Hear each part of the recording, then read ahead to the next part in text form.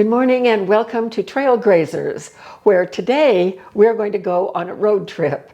We got notified by the power company that they are shutting off the power for a planned power outage for half the day today.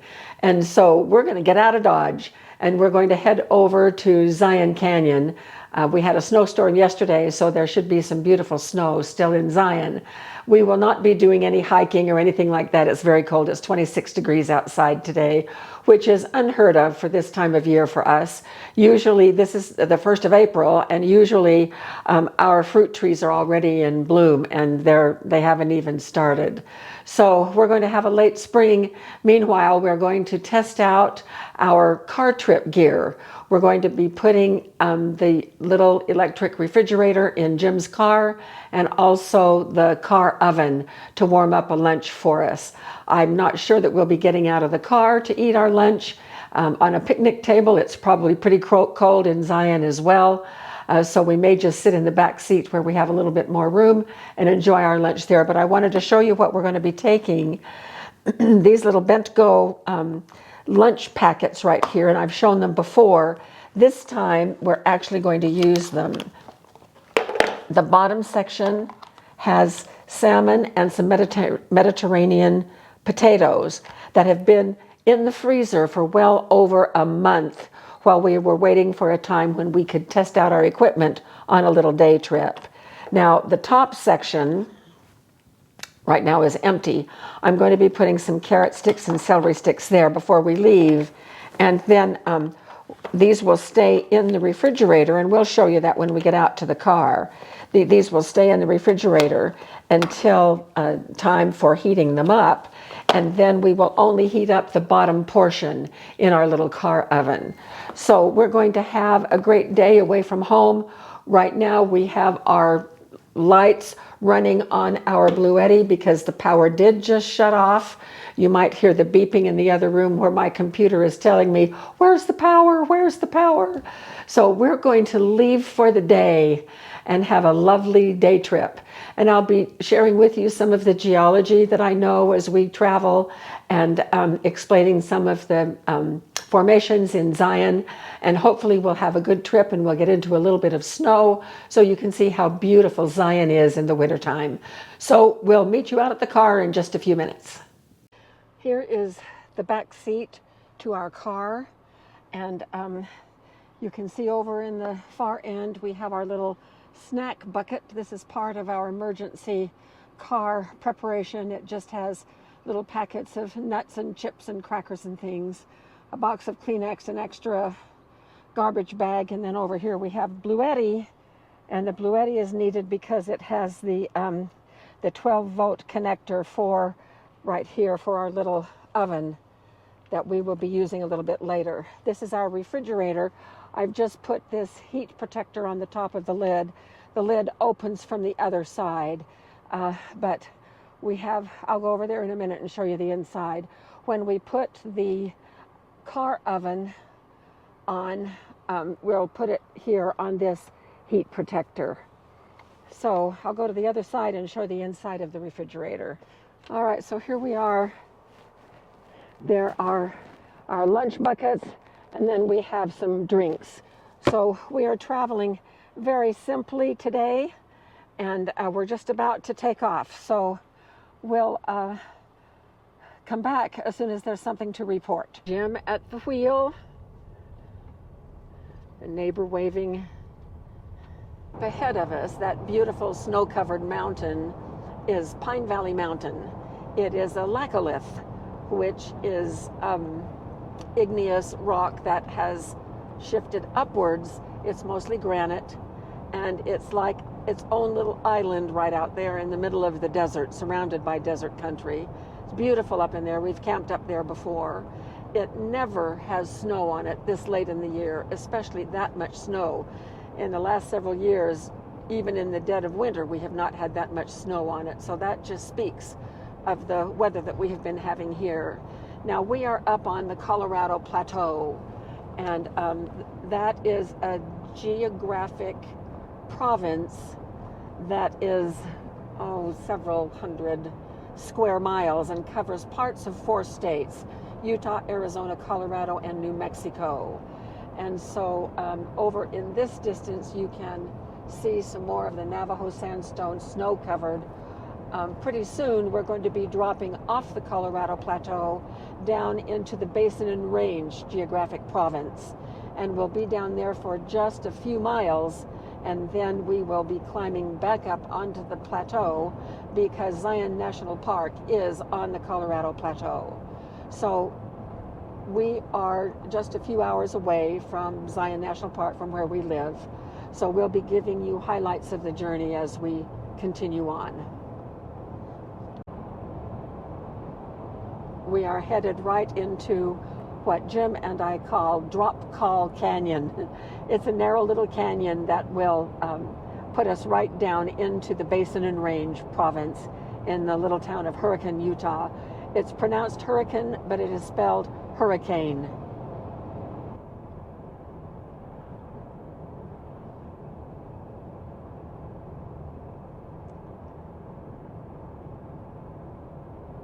Now these cars that are making the right turn, that's what we are going to do. So we'll be turning east again and heading back up onto the Colorado Plateau. About a fourth of the way up that road, and you can't even begin to see it now, there is a flat rock that is almost vertical that is called a slickenside or a fault mirror. And as the plateau was uplifting, that piece of rock got scraped by the rock that stayed as part of the Basin and Range province. So you can actually see evidence of the uplift on that slickenside. It's at a precarious point on the highway, so we'll try to slow down, but it's almost impossible to stop. Actually, it might be right here in this first section.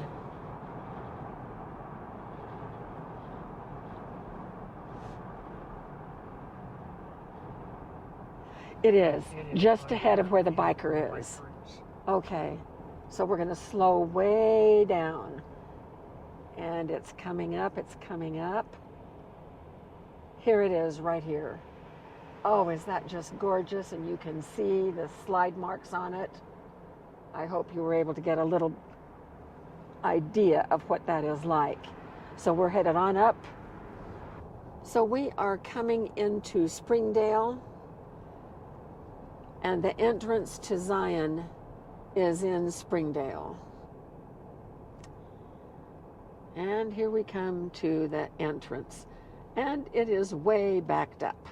So it will be a little while before we can get in. Here we are at the entrance station. Jim is going to get a new Lifetime Senior card for national parks. He lost his other one. Oh boy. $80, yes, does it ever. Let me see. So here is his new Lifetime Pass. And we're up. A little bit of snow left over from yesterday's storm. It melts fast and we're in runoff season. So the Virgin is milky white.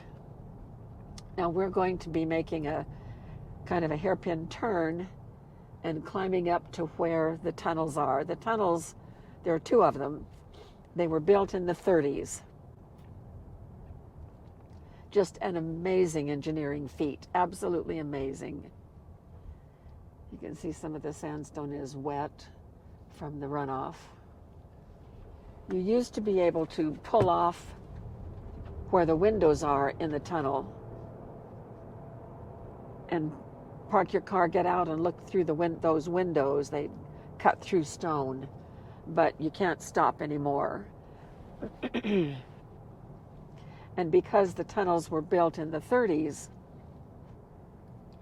they do not accommodate today's great big rig RV trailers. So there's some beautiful formations. I think those are the three patriarchs up there.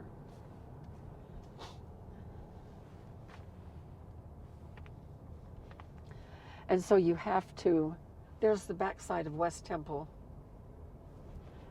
Thanks for pointing that out, honey. I didn't see that.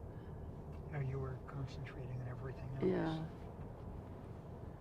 So you have to buy a special $15 ticket, and they have to stop traffic in both directions if you want to drive one of those big rigs through, because instead of staying in the lane, you have to drive right down the middle. So, Jim, it is almost 11 o'clock. When we can find a little parking spot, if we can find one, I'll plug in the oven and start heating our lunch. Okay. So we'll get out and take a quick look around, and then I'll get our lunch in.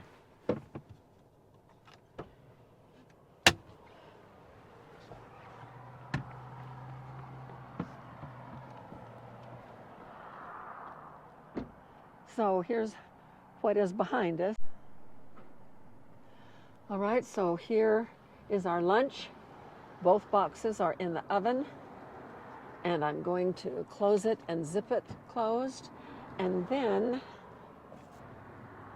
I will take the plug over to the Bluetti and plug it in, and we're going to continue our journey while lunch heats up.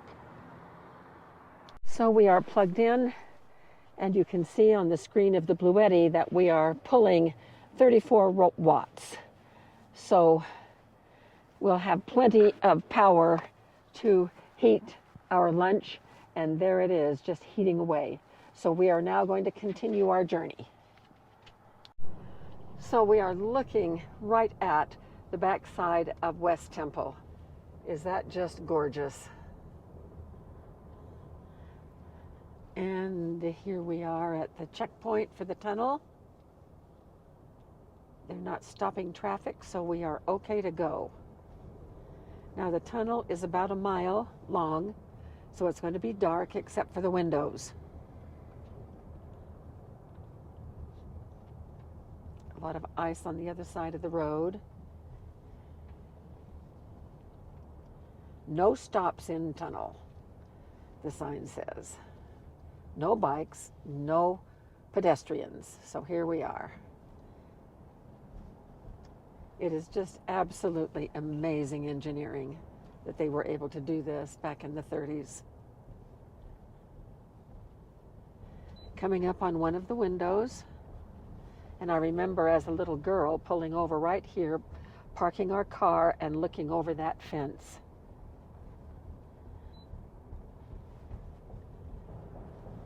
We should be able to see the light of day here at the end of the tunnel very shortly. And then I'm going to sign off while I change batteries.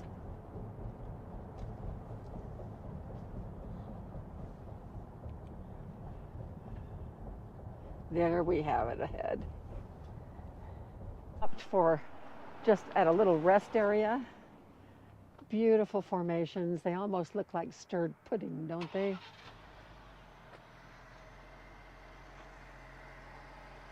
And over here, the snow, you can see the melting snow up there. And we just robbed the snack bucket and got a couple of, oh, I've got to get back in the car.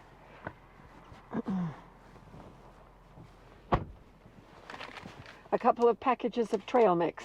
So we're going to get back on our way here. So I have just lost the battery to my mic, and I don't have a replacement. So this is just now going to be the microphone in the GoPro. What we're looking at here is Checkerboard Mesa. And geologists can tell you that you can look at the patterns on this mesa and tell which way the wind was blowing when deposition occurred. All of Zion, with its giant sandstone spires that reach thousands of feet into the air, was formed. Essentially, these are petrified sand dunes, was formed eons ago, and it is an ERG, E-R-G, an ERG event. The largest ERG event that has ever happened on our planet is right here in Zion National Park. And the remains are these petrified sand dunes and the Navajo sandstone spires that are everywhere. And you can tell by looking at the patterns outlined in the snow that the wind did change direction from time to time, laying down layer upon layer of sand. And so Checkerboard Mesa is a very favorite place of geologists to come and have their students take measurements on the angles of the deposition, and then to calculate the direction that the wind was blowing when the deposition occurred. So we're just about at the east entrance. We're going to continue up to the east entrance, and then we're going to turn around and come back down. And at some point in time we were stopping for lunch, because I just checked our lunch and it is warming up. So back to our journey. There's Checkerboard Mesa down that way, and here is the east entrance to Zion. So we are turned around. There's Jim in the car waving, and we're going to turn around and go back down here at Springdale River Park. It's warmed up to about 44 degrees. I'm still a little chilled, but this is right on the Virgin River. On one of our teacher trips, we came out here late at night and set up our big telescopes, and one of the professors that I had hired was an entomologist, and he hung a big white sheet on one of the trees to attract, and then put a light behind it to attract insects, and it worked. We had a great evening looking at the stars and the nighttime insects. So it's too cold for me to eat outside, but here's a nice little table right on the Virgin River. I thought we'd take a good look at the Virgin River.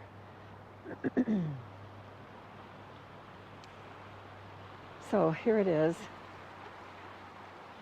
And it is runoff season. You can see that it's milky with silt from the runoff.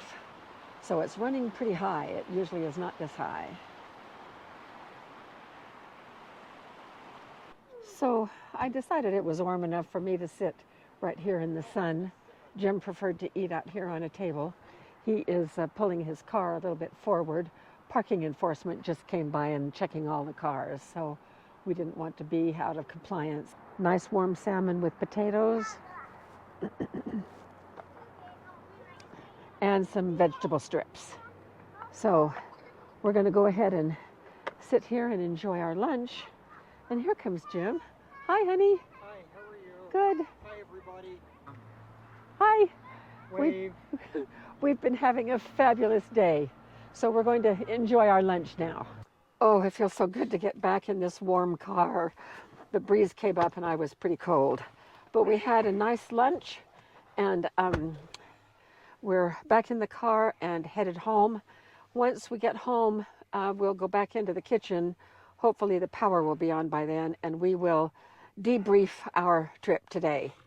So here's Jim. Hi, how are you? Ready to start the car and get us going. Do you want people to watch me start the car? Yes, honey, could you please start the car? So you do it so well. Oh, yes, I'm an expert at it. This car is silly. You push a button and there's the gear shift right there. It's a wheel. It's a little knob. He's had this car for 6 months and he hasn't let me drive it yet. I'm not kidding. I have not driven his car yet. 6 months. Yes, it is. No, it isn't. You exaggerate. Well, whatever it's been, I have yet to drive this car. I always let him drive my new trucks when we drive them off the... It's 6 months before I get to drive your car. Okay, we're headed home. We've enjoyed watching the little children out here playing football. It's been a lot of fun. So we're on our way home. We made it home safe and sound, and we've cleaned up everything. Our lunch dishes are in the dishwasher, ready to be refilled. So I wanted to debrief a little bit on what we learned about the equipment that we took and the lunch food and so forth. First of all, I put too much food in my lunch packet, and I had to share quite a bit of my salmon with Jim, who was very kind to help me out with that. It's only about a quarter of a piece of salmon. Yeah, it wasn't just a few bites. So next time I won't pack so much for me, so that was one thing. Also, we missed condiments. Salt, pepper, lemon juice would have been really nice to have with that particular meal. So I need to put a little box together with some condiments that we can take with us as well. Learned a little bit about our equipment. The best place for the car oven is on the seat where it cannot fall off. It fell off A couple of times I tried it on top of the refrigerator. That didn't work. It slid right off. Tried it on top of the Bluetti. It slid right off. So we put the heat protector on the seat and put it right on top of that, and it worked beautifully. And it only took about an hour and 15 minutes to heat that food up. Now, it had been frozen, but I took it out of the freezer last night. So it was thawed and then put in the refrigerator where it was kept cold until about 11 o'clock. And we ate at 12:15, and it was just perfect. So that part was really good. Both the refrigerator and the car oven worked just great. I also learned a little bit about battery length on both my GoPro camera and the Rode sound equipment that we have. So I'll be planning better for that and making sure that we have the cords and everything available to charge things while we are traveling. We were probably gone from home about 6 total hours. And so that gives me kind of an idea of how long different things last. So I have made some notes, and we will know better how to pack for a day trip for next time. So this was a grand adventure. I really love Zion. As much as I may complain about the industrial tourism, it is spectacularly beautiful, and it is one of my favorite places. I have hiked all through Zion before Jim and I ever met, and it just seemed to me that I drew strength from being in that place that I think is so very powerful. So we love living as close as we do to Zion, and we'll visit areas around Zion for future day trips. I know lots and lots of places that we can go. We were kind of talking about it on the way home. So thank you for being with us as we tried out our car trip equipment, and hope that you were able to learn some things right along with us. So we will see you on the trail next time.